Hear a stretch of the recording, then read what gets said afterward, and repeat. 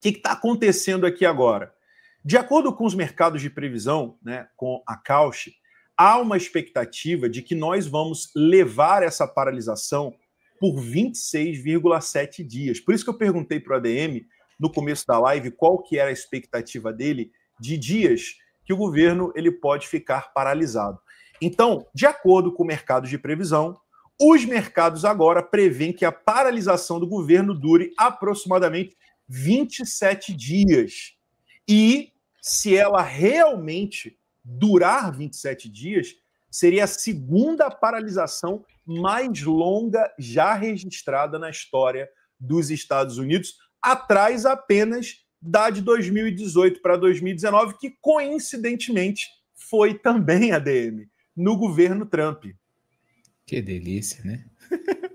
Então, o Trump ele fez a maior paralisação do governo da história, mais de 35 dias, e se tudo acontecer conforme os mercados de previsão estão apontando, essa vai ser a segunda maior, só perdendo para a última que ele mesmo encabeçou em 2018. Titio Trump gosta de arrumar uma confusão.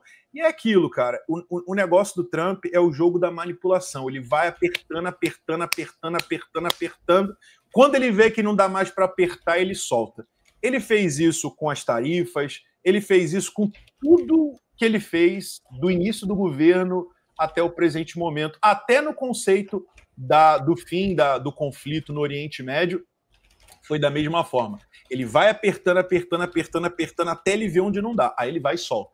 Aí depois ele aperta de novo. É aquela história. É o que está escrito no livro dele, The Art of the Deal. Ele sempre mantém o mesmo padrão e é até curioso que as pessoas ainda se surpreendem, né, com as atitudes do Trump, tendo em vista que ele já escreveu todo o manual dele no seu livro.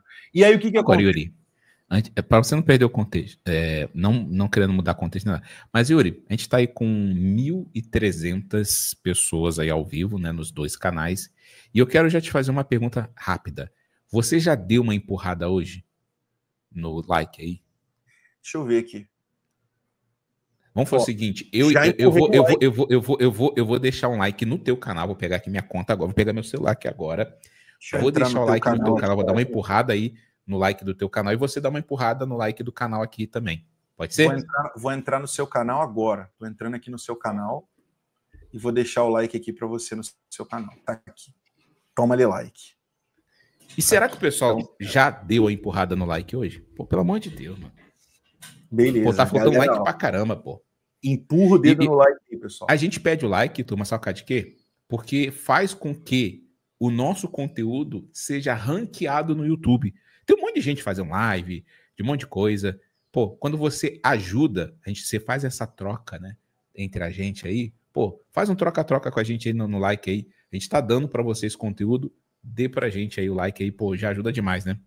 E todo aquele que dá, recebe, né? Aleluia. Todo aquele que dá, recebe. A gente está dando para vocês e a gente gostaria de receber esse like aí. E aí, pessoal, vamos lá. De acordo com os mercados de previsão, essa pode ser a segunda maior paralisação da história do governo americano. E aí vem aquela perguntinha da massa. Yuri, quais seriam os efeitos prováveis de um shutdown nessa duração? Porque essa é a pergunta de $1 milhão. Ninguém quer saber quanto tempo vai durar a paralisação. O que as pessoas realmente querem saber, ADM, é quais são os efeitos dessa paralisação de acordo com os dias que ela vai perdurar. Já passamos uma semana, estamos na segunda semana agora, e, de acordo com a previsão, serão 27 dias. Meus amigos, 27 dias é um mês praticamente. Né? É um mês praticamente. E a pergunta que fica é, Yuri, quais são os possíveis desdobramentos dessa paralisação, desse shutdown? Eu destaquei 3 principais, infinitamente mais do que esses aqui, mas eu destaquei esses 3 principais aqui e fazem todo sentido para esse momento que a gente está agora. O primeiro deles, vocês já estão acompanhando, são os dados econômicos atrasados. Muitos dados que supostamente eram para sair há 2 semanas atrás estão atrasados e permanecerão atrasados se nós permanecermos em shutdown. Né? Dados de emprego, dados de inflação, PIB, todos esses dados se a gente continuar em paralisação, vão ser atrasados. Inclusive, esses que eu mostrei para vocês no calendário econômico, que estão previstos para a semana que vem, podem ser atrasados também se a gente entrar na semana que vem ainda em paralisação. O que faz o Fed decidir com menos o quê? Visibilidade. Só para vocês terem uma ideia, pessoal, até o Canadá, ADM, sinalizou possíveis atrasos nos próximos dados por justamente depender de estatísticas dos Estados Unidos. Olha. Então, olha a dependência, hein? Você vê, a paralisação nos Estados Unidos está afetando até o Canadá. Está afetando até o Canadá nesse contexto. E aí, a gente vê clara e nitidamente agora que se esses dados forem atrasados, isso pode talvez prejudicar as ações do Federal Reserve ou até mesmo o timing de ação do Fed, caso o Fed não tenha os dados previstos no tempo pré-determinado. Como o ADM bem falou no começo da live, pode ser que essa semana a gente tenha uma solução, porque a gente já teve a resolução do contexto do conflito no Oriente Médio, então o Trump vai poder focar mais aqui nos Estados Unidos. Então a gente já resolveu o problema ali, então vamos focar aqui. Então pode ser que essa semana a gente tenha alguma resposta quanto a isso. Ou não. Tudo vai depender do nosso querido Trump. Segundo ponto, a atividade de emprego, que é outro ponto também que é afetado se esse shutdown ele se perdurar. Ou seja, os pedidos de auxílio por seguro-desemprego, eles podem subir, alguns pagamentos e contratos, eles podem atrasar, como já estão atrasados, né? Shutdowns longos, pessoal, no passado, eles derrubaram o PIB. A gente tem um exemplo aqui. O shutdown do Trump, que ele fez lá em 2018 para 2019, derrubou o PIB.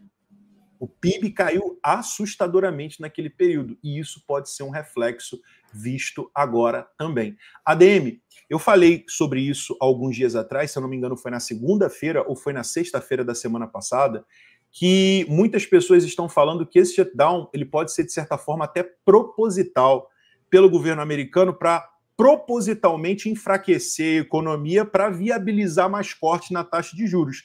Eu acho que aí já entra numa conspiração.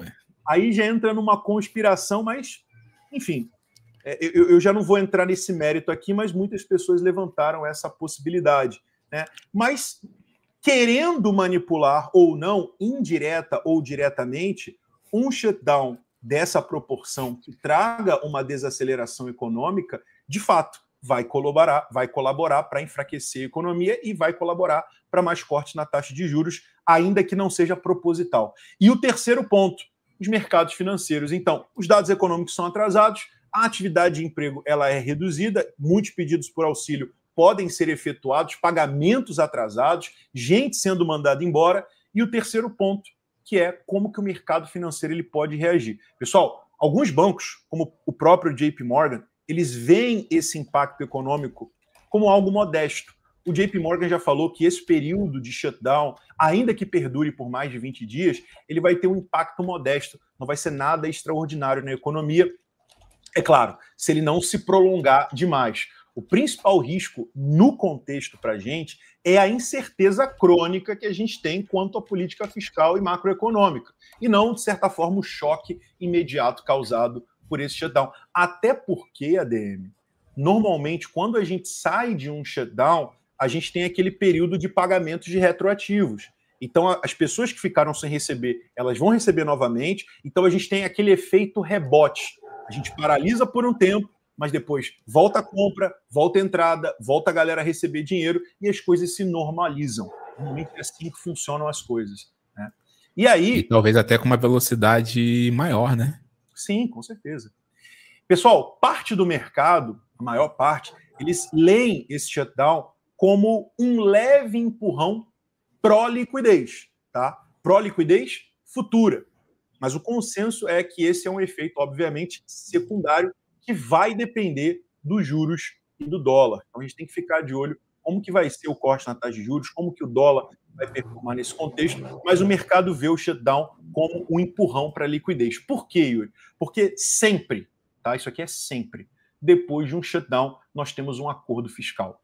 E qual é esse acordo fiscal? É um acordo fiscal para liquidez, para injetar liquidez, para gastar mais dinheiro, para fazer mais pacote de gastos. Ou seja, a gente tem um efeito negativo disso, que é o aumento da dívida pública, mas a gente tem aquele efeito positivo de curto prazo, que é mais liquidez sendo jogada no governo, que, consequentemente, isso acaba resvalando para os mercados financeiros, Adênio.